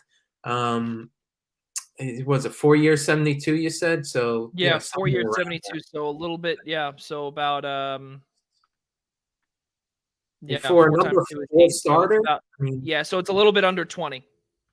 yeah, I mean, for a number 4 starter who he seems to always fall off in the second half after being an absolute god and unbelievable in the first half. So it kind of feels really strange About to give 13 million. I'm sorry to interrupt you. About 13.5, 14 million, because 15 times 4 is 75. So there you go. Go ahead. Oh, okay. So maybe not as bad as I thought, but I'm sorry, still 60, 60, 60, 60, 60, 60. I'm sorry. So no. So hold on. Let's do our math here. So hold on one second. I'm sorry to wow, we interrupt you, really but hold see on. that. Now we have to do our math here. 72 divided by 4, 18 million. There you go. 18. Yeah, I was gonna say we're definitely close to 20. So yeah, 18. That definitely that's a lot for a number 4 pitcher. Yep. And especially one who he's had plenty of an inconsistency in New York. Like I mentioned, the second half collapses, all that sort of stuff. That's a deal that, like, my God, like the money is absolutely bad there. But I guess you had to balance it out with the pretty good signing of Trey Turner. That, my God, that Philadelphia Phillies lineup that has the potential to be absolutely insane this upcoming year. I thought the Yoshida deal was kind of weird because the biggest knock on him, I think, with the scouting was that he isn't that great with defense. Oh, so Fenway Park should be an interesting experience Yeah. playing the field there. So that's going to be quite an adjustment to not only a guy who obviously hasn't played in Boston, who hasn't played on an MLB field yet, and to have gotten the pretty big contract that he did for an international signing right away. I mean, boy, there's a lot of expectation there to live up to, and we know just the nature of international hitters coming over to Major League Baseball. He's not going to hit those exact numbers. I think Right. it's not going to be these ungodly numbers of 330, 135 home runs in a 3-year span or something like that. It would be solid numbers. But I just think that's a big numbers that he was signed to, plus the posting fee. So it comes out to $100 million for a guy who hasn't seen an MLB field yet. And of course, the defensive issues. So I think there's going to be a lot of expectation and then a lot of adjustment. So that could be it could be an interesting couple first months for Yoshida if things don't exactly you know if he doesn't exactly how do I want to say it, set the world on fire and right Right. away. Right. Um, so that was an interesting one. I thought Yeah. the Red Sox finally did well to recognize what a bullpen is so Yeah. far in the offseason. Even if it's Jansen, even if it's overpaying a little bit for an older star and all that sort of stuff, I think they'll finally have some semblance of stability and some more options in the bullpen. And probably this finally moves. Oh man, I just blanked. Yankees legend who Oh, no. stupid decision from Cashman choosing Brooks Christie over him. Why am I forgetting this? Garrett. Oh, hold on one second. I'll find him for you. I'll be honest with you. I don't know off the top of my head who. Yeah, I'm totally blanking on it. It's Garrett something. Hold on, I let's don't know. see. I don't know I why will I'm tell thinking you of it. right now. Garrett Whitlock. There we go, Garrett Whitlock. So that probably moves him to the rotation, which he's been such a good pitcher for Boston since they snagged him from the Yankees in the Rule 5 draft. Yep. And it really helps out their rotation moving in there. As much as he's been a good bullpen weapon, that's been out of necessity putting him there. So you gain some more depth to the bullpen and whatnot. You put him over there, and you're able to move him now to the rotation. That helps a lot in Boston. I'm very intrigued to see what goes on with Yoshida, because do you move Verdugo? Because Verdugo, you'd figure would be left field. You've got Kike Hernandez in center. We've seen Christian Arroyo play a little bit in right. So now we would expect probably the corner outfield. And again, to put Yoshida in left field over there to start, especially with the green monster behind him. Woo! Yeah. Woo! That's tough. That's real tough. You're talking about fan pressure, the contract, and everything. And if it starts, bad defensively for him, I mean, you're talking about some serious fan pressure quick. Yeah, absolutely. And, now obviously with Boston, I think that their retooling is, I believe, close to done, if not done already. We will see where that goes over there. But my last thing here with Major League Baseball, though, looking back at the Philadelphia signing, with Philadelphia signing Trey Turner, this has Dave Dombrowski written all over it. And the same thing goes with, or actually, I think the Taijuan Walker deal has Dave Dombrowski written all over it. And I think he did a good job, though, even though I'm a very big critic of Dombrowski because of what he's done in Boston, what he did in Detroit. Reminds me of LeBron James, where he goes to a certain city, a certain team, strips everything of what they've got, and then he gets fired and leaves, or he just picks up and leaves. It's the difference, obviously, between Dave Dombrowski and LeBron James is that LeBron just picks up and leaves, right? Dave Dombrowski, he just gets fired because he simply guts a team's farm system, and then he goes, he moves forward. It's not great, right? So, I mean, I don't know. I think again, what Philadelphia did with Trey Turner was solid because they this is probably the best shortstop that they've seen since Jimmy Rollins. This is really the only shortstop that they've seen since Jimmy Rollins. And they shore that up there. And I think in the beginning I looked at it, I was like, oh, maybe he'll move back to second base since they've got Bryson Stott there. I'm like, no, you're not giving 11 years to a second baseman. It's not going to happen. He's going to be over at short, and they'll eventually have to move Bryson Stott over to second. Alec Baum will stay at third, but nice job though by Dave Dombrowski, because if you think about it, right, every single time that the Mets signed a player or whatever it was, Philadelphia came right back and signed someone else. So that's something that I'm really pumped to see what Steve Cohen counters back with after the the Taiwan Walker signing. And also, too, Zach Eflin, too. He was signed by Tampa, the largest free agent contract ever given in a Tampa Bay uniform. I think it was 3 years, $40 million or something like that. Oh, man, earth-shattering. I think so. Well, yeah, especially because I know Wander Franco, he got the at the time the biggest contract in terms of money, but I don't know. I believe it's AAV. I think it's average annual value that Tampa was, or I guess eclipsed that with Zach Eflin.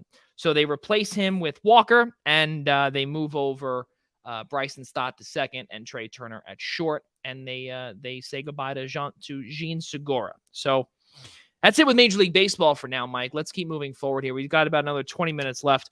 Alongside Mike Szabo over there, Joey Jarzynka here with you on the Eastern Observer. Episode number 103 of the Primetime Rundown, presented to you by Black Cats NYC.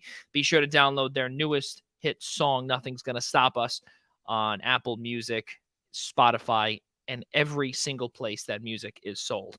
Mike, let's go to St. John's and DePaul. The Big East Conference opener last night featured a real fun battle. And of course, we had an instant reaction for that with myself, with you as also with Dan Stack as well from wearedepaul.com, the senior writer there too, and our good friend of the program.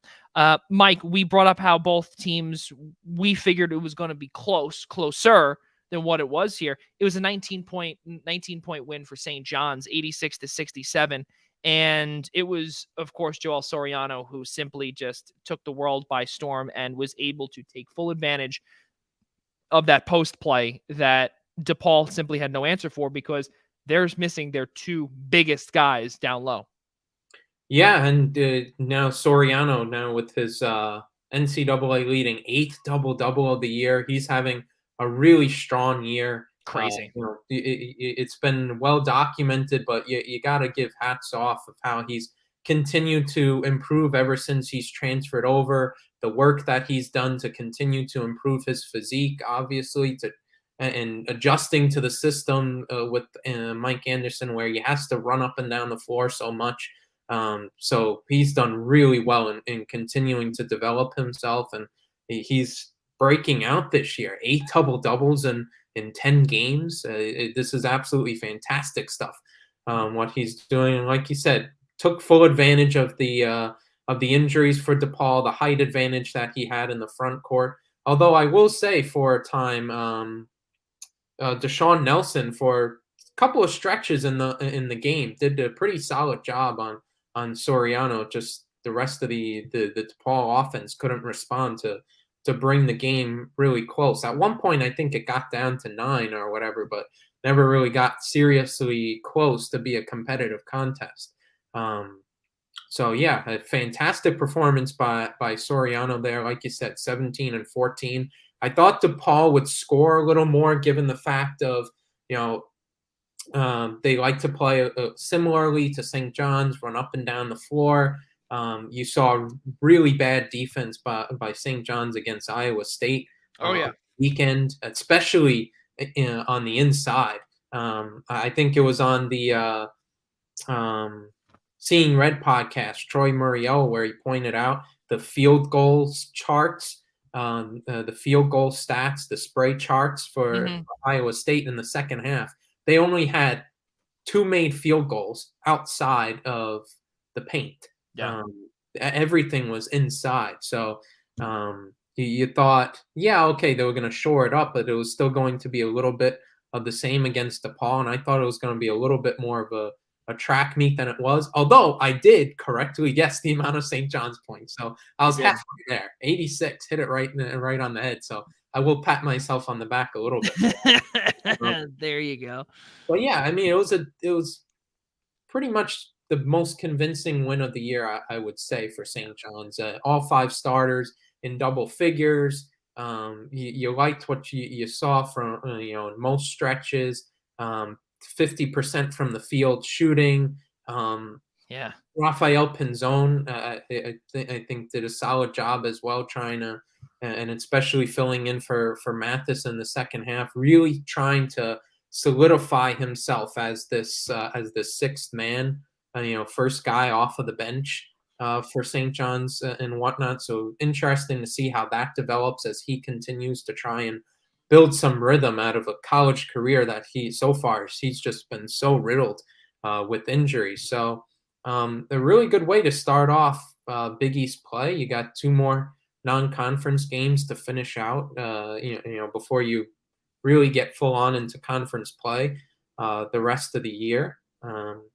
So yeah, real good wire to wire dominating win for St. John's, fired on all cylinders, and interesting to see them continue to build on it. A game they should win at home against New Hampshire on the weekend, and then you got a week off, and then you got Florida State in a game that you thought Florida State would have, record-wise, would have been a lot better this year than what they've turned out to be. Yeah, absolutely. And Florida State, they're another team that they lost to Siena. They're really tough. But I wouldn't be surprised, I'll be honest with you, if St. John's loses that game down at Florida Live Arena down in about, I think, was it 9 days, 11 days, something like that, give or take. I think it's next Saturday.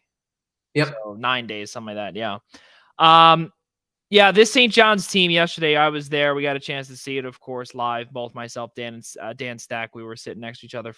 We were talking about a lot, really, of what St. John's just brings, and David Jones too is really coming into his own. He's been fantastic, and he's been pretty quiet throughout his time there, because Joel Soriano has really taken the bull by the horn and pretty much been taking away all the spotlight from David Jones, which is kind of a good thing, because I know there's so many people and St. John's folks that wanted David Jones to pretty much replicate what Julian Champagny has done for so many years with St. John's. But now with David Jones kind of playing that backseat role a little bit, kind of that complimentary role, Joel Soriano simply leading the offense and leading the defense as well, with a couple of blocks to David Jones, 11 points, 8 boards, 5 of 12 from the floor. Posh Alexander did have he didn't have a great night last night. 4 of 13 points, quiet 13 points, but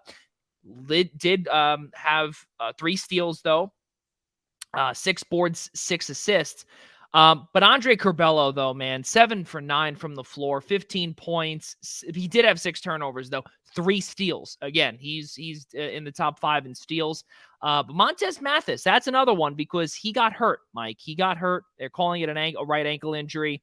So that's definitely something that we'll have to keep our eye out for. But also on the DePaul side of things, though, Javen Johnson, we know all about his capabilities, but they shut down Emoja Gibson, which was really big. 1 for 6 from the floor, 1 of 5 from distance, 3 points, 2 assists, but he also had 3 fouls before the first half was over. So that was a big deal too. That took him out of the offense. That took him pretty much out of everything. But then they were able to find some semblance from freshman Zion Cruz, 6 of 12, 14 points.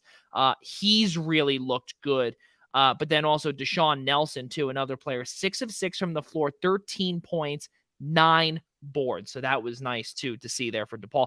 I think that DePaul is going to be a team to watch out for come the rest of conference play, and come, I think, March, when they get Nick Ongenda back, as well as Yor and I back, because then they'll be able to compete with the Bates, with the Sonogos, with the Sorianos again.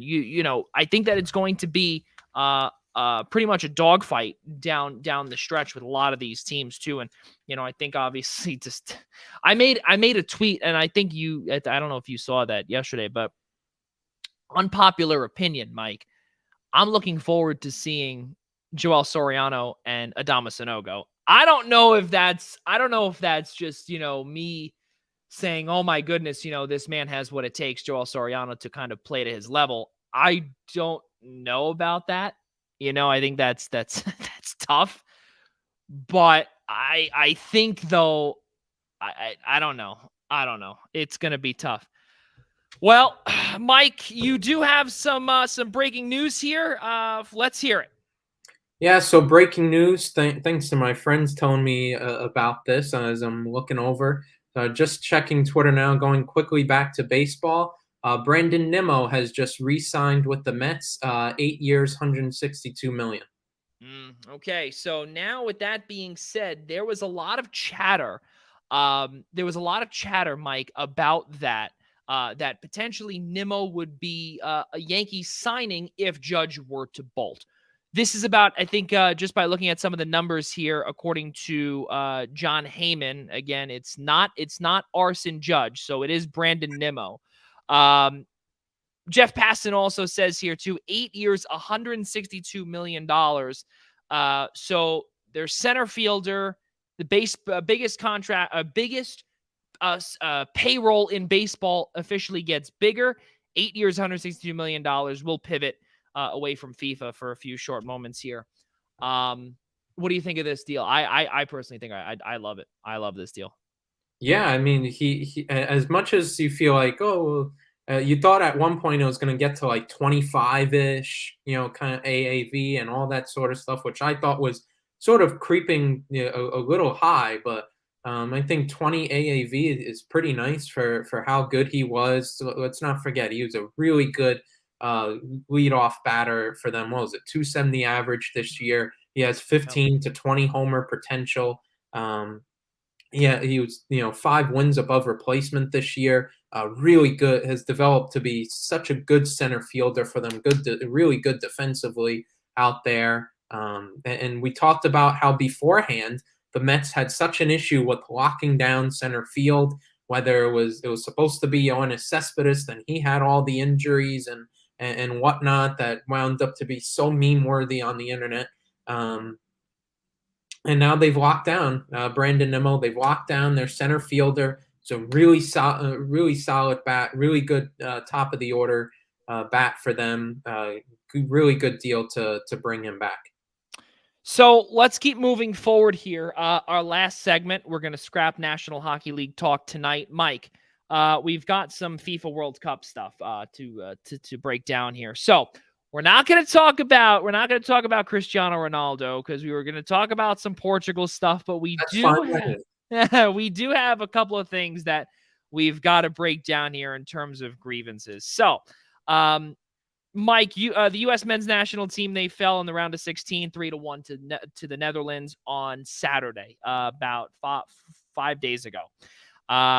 Their head coach, Greg Berhalter, he is right now set to go in terms of contract talks with the U.S. Soccer Federation, and it looks as if that those negotiations have started. Well, let me tell you something. This is Mike right now trying to stop those talks right now. He's trying to stop it, and he's trying to yell at everyone saying Berhalter should be the head coach moving forward. But here are those grievances that Mike Szabo has as he closes out our main portion of the program. Yeah, so, man, where do I start? Let us put it this way. I think it was a pretty good World Cup for the U.S. They got out of, there was so much goodwill, especially the England game. The joke was, how many goals were they going to lose to against England? And all the English journalists and former players earlier were like, it's going to be 3-4 nothing. They're going to run up the score. Then England racked up 6 against Iran in their opening match and all that sort of stuff. The U.S. played really well against England, and it's a result that would have looked a lot better if they would have closed out the Wales game and won that one. But nonetheless, they didn't. But either way, they still got the win. They still advanced out of the group, and the Netherlands game, it was really a game that showed where the U.S. really is. As much progress has been made, there's still a ways to go to really want to solidify their upward trajectory and want to be contenders on the world stage. I think this was a game where they showed they have a lot of work to do to get there, because you saw in the first 10 minutes before the first goal came in, they were dominating. They had the early chance by Christian Pulisic that was saved really well. Netherlands come the other way. You have a mental mistake. You're down 1-0. It was 3 mental mistakes from the defense that wound up costing them a kind of weird, lucky goal to have made it 2-1 at the time and gave them some hope. Right. But the Netherlands just punished them on the other end. They had 3 bad mental mistakes, and then they had some chances, couldn't finish it off, or they just had really good goalkeeper play from Norbert, who it's 6'8" frame, which is ridiculous for a goalkeeper at time. Yeah. But that's that game. Overall, it's a good World Cup in the sense that you went from 4 years ago not being in the field at all to this time, getting out of your group, getting to the round of 16. But the other part is it's just pulling teeth sometimes. When you watch it, there's such incredible potential with the youth of these kids. You haven't seen any sort of time in U.S. soccer history where you've had this deep of a player pool, this young, this amount of talent playing in the top leagues in Europe. The development is just at such a high, and it seems like it can only get better from here on out. And I question Greg Berhalter's squad selection that he had coming into this World Cup. We could spend eons on that. I think he could have done better. This team's most glaring need is a number 9 striker, and I think he left some guys home that shouldn't have been left home. Instead, he wound up bringing 4 right backs on the plane, and he only used 2 of them, or he used 3, which one of them shouldn't have even been used. That's a whole nother thing. But 4 right backs on a 26-man squad is just that's just poor squad management. No clue what's going on there. So there's that, and then the in-game tactics, the substitutions. I think some of them were just really poor given the situation at the current time. We could go eons on nitpicking each one. And then if you saw, just take the Iran game, for example. They're up 1-0. They were relatively dominant in terms of possession or whatnot. And they're holding on to their dear life at the end of the game and all that sort of stuff. I understand you can't press for 90 minutes. You can't execute certain tactics for 90 minutes and whatnot. But, I mean, come on. You can't go that night and day in your performance and absorbing that much pressure and that much, desperate defending and whatnot was just absolutely ridiculous. So some of the in-game tactics is ridiculous. So I'll put it this way. I think the best analogy for the U.S. men's national team under Greg Berhalter is like the Rangers with David Quinn. Like, yes, we could make, there's our own grievances about how the Rangers team is this year and Gerard Gallant and all that sort of stuff, and et cetera, et cetera. But we always felt that the Rangers during Quinn, they had talent there, but there was always something kind of holding them back. They could be better, all that sort of stuff. It kind of feels like that with the U.S. national team with Berhalter. Yes, there's been progress. Yes, he's overseen some really good young talent. They won a bunch of trophies in CONCACAF last year. They beat Mexico 3 times in a calendar year, which they hadn't done in 70 years. There's been good moments, but sometimes it feels like 2 steps forward, 1 step back. Whether it's playing style or whatnot, they always seem to be really bad on the road at creating chances, finishing off those chances, creating goals. So and you kind of feel like they're going to stagnate from here on out. The question is, you're going into 2026. You are hosting the World Cup. There's talks now that they could be participating as well as hosting Copa America, which of course is a major continental tournament. South African, South American teams, and the amount of talent there as well. You're talking about the Brazils, the Argentinas, and whatnot. So this is a critical period for U.S. soccer. And you don't want this period to start stagnating. And so the question has to be, how much farther can Greg Berhalter take us? We don't want things to stagnate and whatnot. And I have a lot of questions surrounding it. I mean, just to begin with, he kind of got hired in a very controversial way, which, again, I can go all day on this, but that's really my grievances with him. The other part of it is, I don't know who you would bring in. What would be your best choice? and whatnot. But I don't know. It just feels like you're going to be okay, but not great with him. Well, okay, that was your grievance there for Greg Berhalter. So got it all. you got it all. You got it all out there. Exactly. So with that being said, our main portion of the show has concluded. Let us get to our kudos. Mike Szabo, you are up first. Well, kudos. Sticking with the FIFA World Cup, let's give kudos and credit to the Morocco national team, and this run during the World Cup, man, has just been so fantastic.